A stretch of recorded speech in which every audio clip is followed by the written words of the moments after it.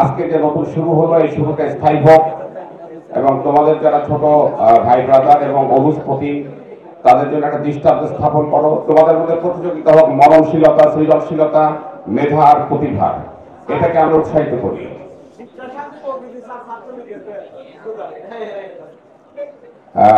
যেটা সত্য কথা চিরন্তন, সেটা কারো ব্যক্তিগত সম্পত্তি না, সেটা মানবতার জন্য চিরন্তন বাণী। যাও এটা চর্চা করতে হবে।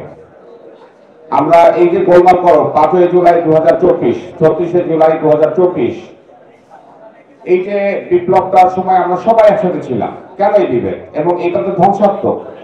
তোমরা 6 মাসের মধ্যে এইচএসসি ফাইনাল পরীক্ষাতে বের হয়ে যাবে, তোমাদের সামনে একটা অনাগত ভবিষ্যৎ পড়ে আছে। ওদের স্বপ্ন পূরণে পাশে থাকতে পেরে আমরা গর্বিত। যেটা উজ্জ্বল হবে, সুন্দর হবে। কিন্তু এই সংঘাত আর এই মারামারি, এই একে অপরকে আহত করে কি লাভ হবে তোমাদের? বলো, এটা বুঝতে হবে। এটা অহেতুক, আবেগের বশে মারামারি করে কিন্তু আসলে শ্রেষ্ঠতা অর্জন করা যায় না। মেধা আর প্রতিভা দিয়ে সামনে এগোনো যায়। তোমাদের সামনে অনেক আইডল আছে। দেখো, নিউ ইয়র্কের ইয়াংগেস্ট মেয়র হয়েছে 400 বছরের ইতিহাসে জোহরাব রামদানি। তাকে ফলো করো তোমরা, মহান মনীষীদের ফলো করো। সাউথ এশিয়ান বংশোদ্ভূত 400 বছরের প্রথম একজন যে আমেরিকায় বর্ণবিদ্বেষ আছে, যে আমেরিকায় ডোনাল্ড ট্রাম্প এই খ্রিস্টানদের দেখতে পারেন, এশিয়ানদের দেখতে পারেন, সেখানে বিজয়ের জয়গাথা গেটেছে কে? জোহরাব রামদানি, মাত্র 32 বছর বয়স্ক। And he was a cab driver 1 বছর আগেও। Follow him.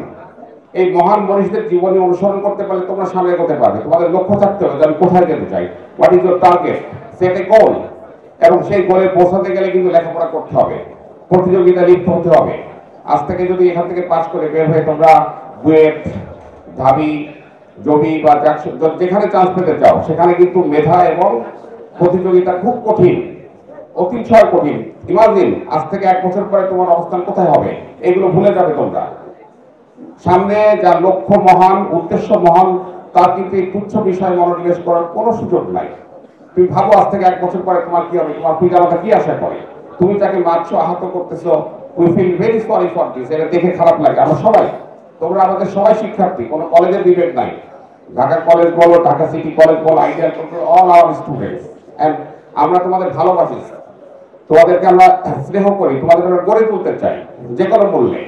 এই প্রচেষ্টায় তোমরা সহায়তা করবে, সর্বত্র সহযোগিতা করবে এবং তোমাদের উজ্জ্বল ভবিষ্যৎ কামনা করি। আজ থেকে তোমাদের মধ্যে যে বন্ধুত্বের বাতাবরণ তৈরি হল, এটা স্থায়ী হোক, দীর্ঘস্থায়ী হোক। এবং এই বন্ধুত্বের মর্যাদা আজ থেকে 10 বছর পরে বুঝবে। দেখবে যে এটা অমূল্য একটা সম্পদ।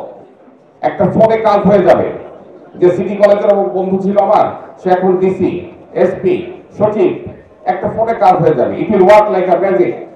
তোমরা সেটাতে বিশ্বাস করো এবং বৃহত্তর পরিসরে নিজেকে ভাবো। আজকে সিটি কলেজ, ঢাকা কলেজ একটা ছোট্ট পরিসর, এখান থেকে আরো বড় পরিসরে যাবে। একটা পাবলিক ইউনিভার্সিটির কথা ভাবো, যেখানে দেখবে সব কলেজ এক হয়ে গেছে। একবার ভাবো, ঠান্ডা মাথায় ভাবার চেষ্টা করো। কিছু আমাদের ভিতর কিছু দুষ্ট ছেলে পেলে আছে, অথবা বহিরাগত থাকতে পারে, যারা তোমাদের এই সুন্দর জীবনকে নষ্ট করে দিচ্ছে। কারণ শান্তি এবং মেধার চর্চা একসাথে না হলে এই মেধা বিকশিত হবে না। এবং একজন মেধাবী লোকের খুব কদর রয়েছে পৃথিবীতে। তোমরা জানো যে বিশৃঙ্খলা সৃষ্টিকারী অন্যায় করে কখনো প্রভুত্ব বিস্তার করা যায় না। You should be a knowledgeable person, and knowledge is power. এই পৃথিবীতে কিন্তু might is not right, right is might. এখন পৃথিবী পাল্টে গেছে, গায়ের জোরে সবকিছু পাওয়া যাবে না। যেটা সঠিক সেটাই স্ট্যান্ড করবে, সেটা সার্ভাইভ করবে, এটা বিশ্বাস করো। সাময়িক একটা আবেগের বসে এই যে শান্তি শৃঙ্খলা বিঘ্ন করে এবং এই সায়েন্স ল্যাবের একটা বদনাম, এবং আমাদের এই 3 কলেজকে নিয়ে সবাই টেনশনে থাকে। কিছু হলেই প্রশ্ন করে, স্যার আপনার কলেজের কি অবস্থা, ঢাকা কলেজের কি অবস্থা? এখান থেকে আমরা বের হয়ে আসতে চাই। তোমরা ভাবো তো নটরডেম কলেজের কথা, ওখানে গোলমাল আছে নাই? তারা ভালো করছে লেখাপড়ায়। তোমাদের সেখানে যেতে হবে।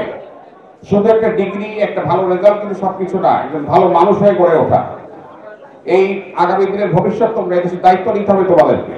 সেই দায়িত্বশীল নাগরিক হিসেবে গড়ে উঠতে চাইলে তোমাদেরকে এখন থেকে মেধা মননের চর্চা করতে হবে।